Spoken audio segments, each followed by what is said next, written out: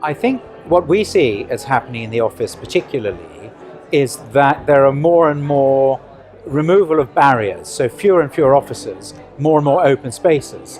And what that requires from the perspective of furniture is to actually create an environment like this where you enclose a bit of space in order to give people either a little bit of quiet or a bit of privacy or a sense of being alone while they contemplate whatever they're working on.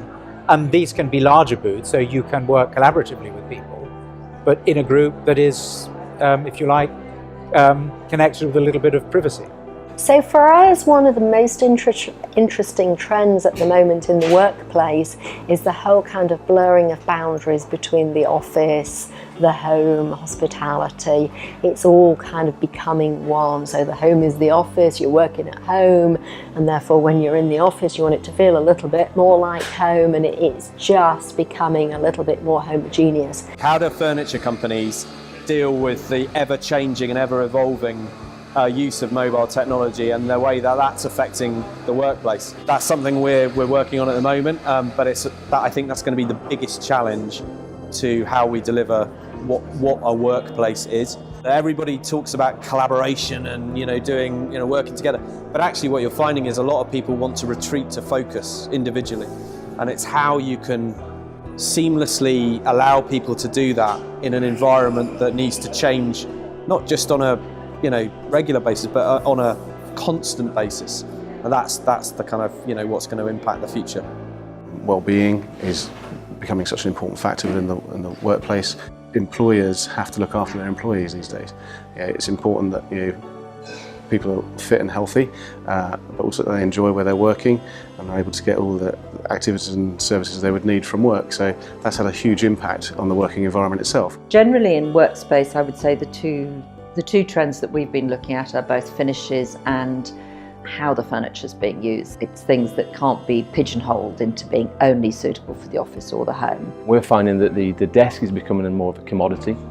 So people aren't spending the amount of money they used to on a desk. It really is now just to hold their laptop or PC. And the money and the value is really going into the task seating. So ergonomics are becoming more and more important. We are seeing a slight swing to sit-stand and height adjustability, and it's becoming more of a collaborative working, so breakouts becoming more important. So what would my dream office space look like? It would offer choice, principally.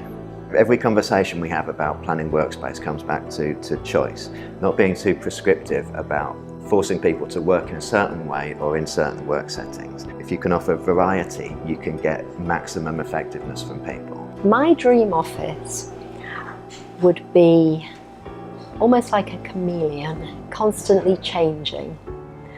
So when I want quiet time, it would allow me the opportunity to find somewhere to work quietly and concentrate and have no distractions. But then when I want to be inspired, it would offer me the opportunity to be surrounded by people and brainstorm and just interact with the product and be creative.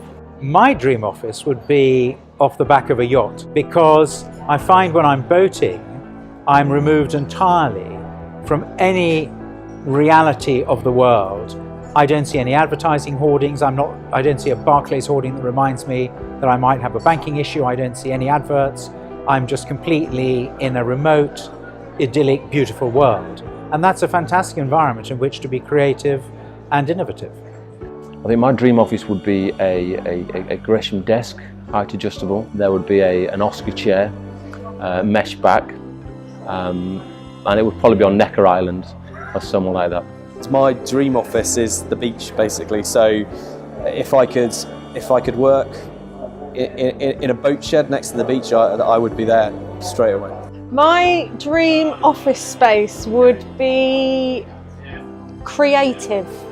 I like colour, I like pattern, so I would like something that's maybe interactive so that I could change it every day, maybe have a video wall or a screen wall so that I could change the visuals that are around me all the time. My dream office obviously can't exist because it should be a dream, so it should be beyond a dream. But I'm very interested in mobile spaces. I don't really have a desk. I use my office floating and wandering around. So I like the idea of a dynamic space that can change and evolve and move. My dream office, I always remember when I was growing up that one of the things I always dreamt of having was the apartment out of Big.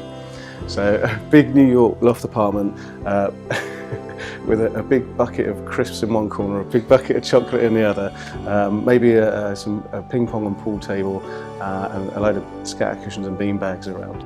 I would love an office with a view. That's what I would really like. I've always dreamt of having a view of a city or even better of the countryside. I'd love to have somewhere where I could be on my own but looking out of a window, which probably means I wouldn't do much work. But I think that having an inspiring view would be really cool.